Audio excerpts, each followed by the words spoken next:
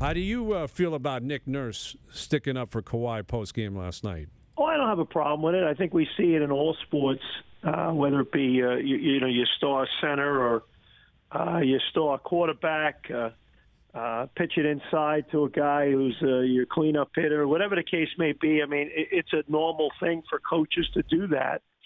I thought it was a loose whistle last night on both ends, not just on Toronto's end, but Denver's end. And obviously, if you're Denver and you recognize the number of guys, as you mentioned, Bryan, that were out last night for Toronto, he's going to be a marked man. There's going to be a second, third defender going his way, and they're going to do everything they can to take liberties trying to get the ball out of his hands or be as physical as they can with him.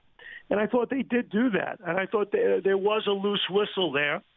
On the other hand, there was a loose whistle in terms of how Toronto was trying to play defensively as well. I think they let the two teams play. Now, is that common in an NBA game now? No. I thought the whistle was similar to the 80s or 90s rather than the 2018 NBA. I did say it on the game last night that both of the teams have to adjust a little bit to the whistle.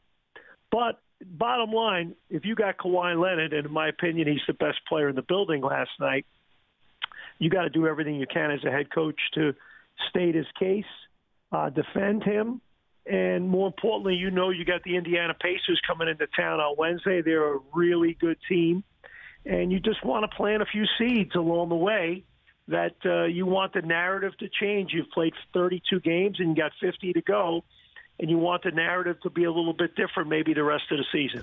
I know it's not in his personality, but wouldn't it be a little bit more ideal if Kawhi started fighting for that? I mean, is there any possibility of that? He starts piping up a little bit more on the court? I've seen Kawhi, he's been more vocal. And for him, vocal is it's a relative term. But I do see him getting frustrated. I do see him trying to communicate at times with the officials. But I do love what he said as well, is that I pride myself that in whatever style, in whatever era, I think I could have been a really good player.